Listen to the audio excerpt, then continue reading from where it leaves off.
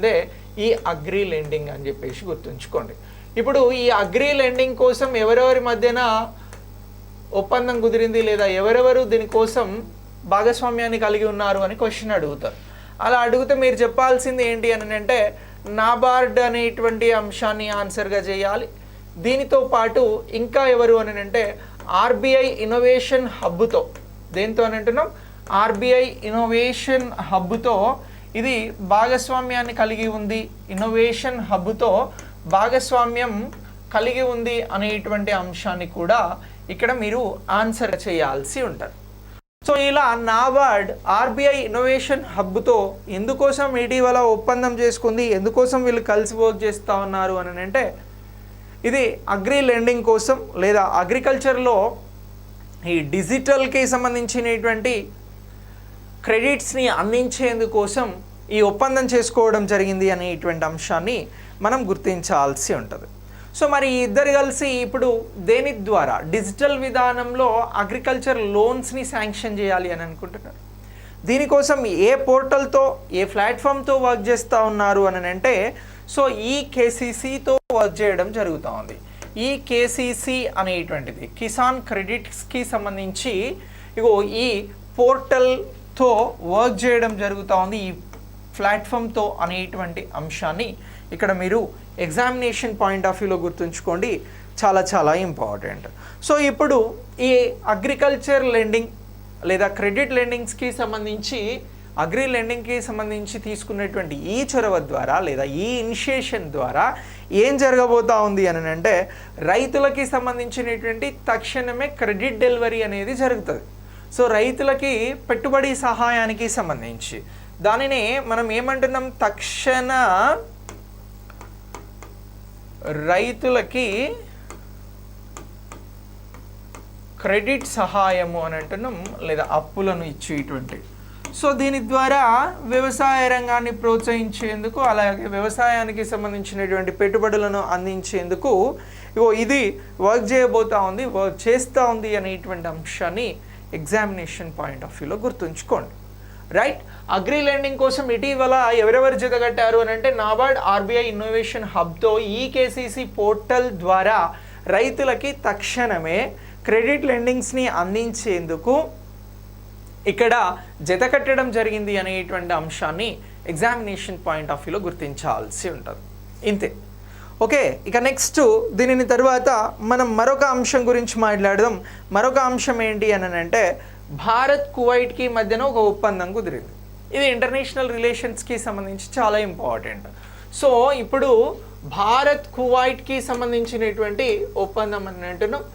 భారత్ కువైట్కి సంబంధించినటువంటి ఒప్పందం. సో ఈ అంశం మనకి ఎక్కడ వస్తుంది, ఎగ్జామినేషన్లో ఎక్కడ యూజ్ అవుతుంది అని అంటే ఇంటర్నేషనల్ రిలేషన్స్ అని ఒక వింగ్ ఉంటుంది, ఒక విభాగం ఉంది కదా, అందులో ఈ అంశాలు అనేవి మనకి ముఖ్యమైనటువంటి అంశాలుగా ఉపయోగపడతాయి.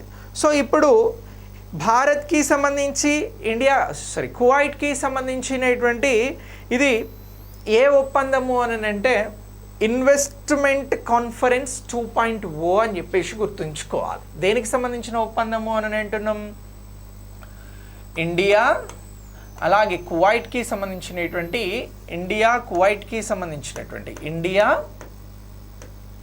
కువైట్కి సంబంధించినటువంటి పెట్టుబడుల ఒప్పందం లేదా ఇన్వెస్ట్మెంట్ ఒప్పందం అని అంటున్నాం. ఇన్వెస్ట్మెంట్ ఒప్పందం 2.0 అని అంటున్నాం. సో ఇలా ఈ ఒప్పందం ఇటీవల కుదిరిందా లేదా అని చెప్పేసి అడుగుతారు, అంటే కుదిరింది అని చెప్పండి. సో ఇలా ఇన్వెస్ట్మెంట్ 2.0 భారత్కి ఏ దేశంతో జరిగినది అని అంటే కువైట్ దేశంతో జరిగినది అనేటువంటి అంశాన్ని మనం ఇక్కడ గుర్తించాల్సి ఉంటుంది. భారతదేశానికి సంబంధించినటువంటి international financial services centres authority అనేది ఒకటి ఉంది. అలాగే కువైట్కి సంబంధించినటువంటి క్యాపిటల్స్ మార్కెటింగ్ అథారిటీ అనేటువంటిది మరొకటి ఉంది. ఈ ఇరు దేశాలకి సంబంధించినటువంటి ఈ మార్కెటింగ్ అథారిటీ కానీ ఇన్వెస్ట్మెంట్స్ అథారిటీస్ కలిసి ఇరు దేశాలకి సంబంధించినటువంటి ఆర్థిక మార్కెట్స్ అభివృద్ధికి, సో దేనికి సంబంధించి అని అంటున్నాం, ఫైనాన్షియల్ మార్కెట్స్కి సంబంధించి ఆర్థిక మార్కెట్ల అభివృద్ధి కోసం పాటుపడబోతూ ఉన్నాయి, అభివృద్ధి కోసం వర్క్ చేయబోతూ ఉన్నాయి. ఇలా అభివృద్ధి చేసేందుకోసమే ఇండియా కువైట్ ఇన్వెస్ట్మెంట్ ఒప్పందం 2.0 కుదిరింది అనేటువంటి అంశాన్ని ఇక్కడ మనం గుర్తించాల్సి ఉంటుంది.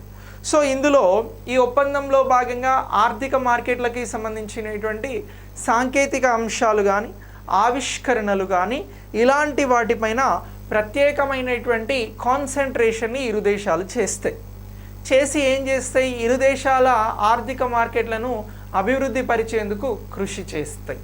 సో ఇలా ఇగో ఈ భారత్ కువైట్ ఒప్పందానికి సంబంధించి ఇన్వెస్ట్మెంట్స్కి సంబంధించిన ఆర్థిక మార్కెట్ల అభివృద్ధి కోసం ఈ ఒప్పందం జరిగింది అనేటువంటి అంశాన్ని మనం ఇక్కడ గుర్తించాల్సి ఉంటుంది. సో ఇలా ఇగో ఈ అంశం వెరీ వెరీ ఇంపార్టెంట్. కువైట్ అనేది మనకి ఎక్కడ కనబడుతుంది ప్రపంచ పటంలో అని అంటే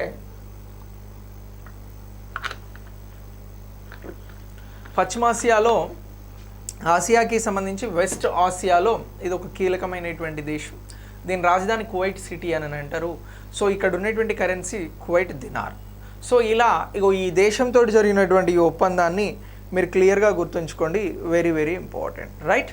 ఇక నెక్స్ట్ దీని తర్వాత మనం ఆర్బీఐకి సంబంధించినటువంటి ఒక అంశం గురించి మాట్లాడదాం. సో ఇప్పుడు ఆర్బీఐకి సంబంధించినటువంటి ఏ అంశము అని అంటే డిప్యూటీ గవర్నర్కి సంబంధించినటువంటి అంశం. సో ఇప్పుడు ఆర్బీఐ డిప్యూటీ గవర్నర్గా తిరిగి ఇటీవల ఎవరు నియమించబడ్డారు అనేటువంటి క్వశ్చన్ని అడుగుతారు. అలా అడిగితే మీరు చెప్పాల్సినటువంటి ఆన్సర్ ఏంటి అని అంటే రవిశంకర్ గారు తిరిగి నియమించబడడం జరిగింది అని గుర్తుంచుకోండి. సో ఎవరు అని అంటున్నాం, ఇగో రబీ శంకర్, ఖరీఫ్ రబీ ఉంటాయి కదా, అందులో రబీ పేరుని గుర్తుంచుకోండి. రవిశంకర్ గారు ఆర్బీఐకి సంబంధించినటువంటి డెప్యూటీ గవర్నర్గా ఇప్పుడు వర్క్ చేయడానికి అవకాశాన్ని తిరిగి పొందడం జరిగింది. ఎప్పటి నుంచి ఎప్పటి వరకు ఈయన తిరిగి వర్క్ చేస్తాడు అని అంటే మే 3తో ఈయన పదవీ కాలం అయిపోతూ ఉంది. సో కానీ మళ్ళీ మే 3, 2024 నుంచి ఒక సంవత్సరం పాటు అంటే 2025 వరకు కూడా ఈయన డిప్యూటీ గవర్నర్గా కొనసాగుతాడు. ఎప్పటి నుంచి అని అంటున్నాం 3 మే నుంచి ఏ ఇయర్ 2024 నుంచి 25 వరకు కూడా ఇతను డిప్యూటీ గవర్నర్గా కొనసాగుతాడు. ఇలా కొనసాగేందుకు ఇతనికి అవకాశం కల్పించడం జరిగింది. సో ఇలా ఈ రవిశంకర్ గారిని గురించి అప్డేట్ చేసుకోండి. ఇటీవల రవిశంకర్ గారు తిరిగి ఆర్బీఐకి ఒక సంవత్సరం కాలం పాటు అడిషనల్గా వర్క్ చేసేందుకు డిప్యూటీ గవర్నర్గా నియమించబడ్డారు అనేటువంటి అంశాన్ని గుర్తుంచుకోవాలి. ఇక ఆర్బీఐకి సంబంధించినటువంటి బోర్డు సభ్యులు ఎంతమంది ఉంటారు ఒక్కసారి మీకు తెలిస్తే మీ ఆన్సర్ని పోస్ట్ చేయండి. ఆర్బీఐకి సంబంధించినటువంటి బోర్డు సభ్యుల సంఖ్య ఎంత?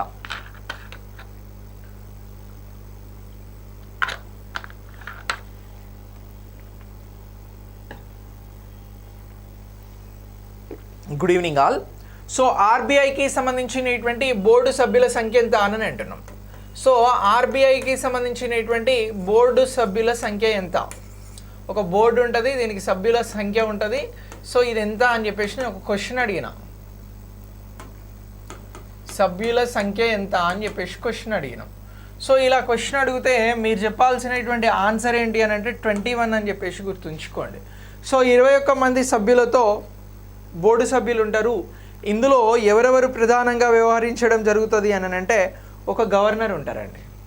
సో ఈ 21 మంది సభ్యులకి సంబంధించి ఎవరెవరు ఉంటారు అని అంటున్నాం, ఒక గవర్నర్ ఉంటారు. తెలుసు కదా, మనం ఆర్బీఐ గవర్నర్ గురించి ఎప్పుడు మాట్లాడుతూ ఉంటాం. ప్లస్ 4 మంది ఎవరు ఉంటారు అని అంటే డిప్యూటీ గవర్నర్లు ఉంటారు. ఓకే, ఒక 2 ఆర్థిక మంత్రిత్వ శాఖ నుంచి ఫినాన్స్ మినిస్ట్రీ నుంచి ఉంటారు. ఇక్కడికి ఎంతమంది అయ్యారు? 1 + 4 5 + 2 7 అయ్యారు. ఇక నెక్స్ట్ ఈ 7 తర్వాత ఒక 10 మంది ప్రభుత్వం చేత నామినేట్ కాబడినటువంటి సభ్యులు ఉంటారండి. ఎంతమంది అని అంటున్నాం? 10 మంది.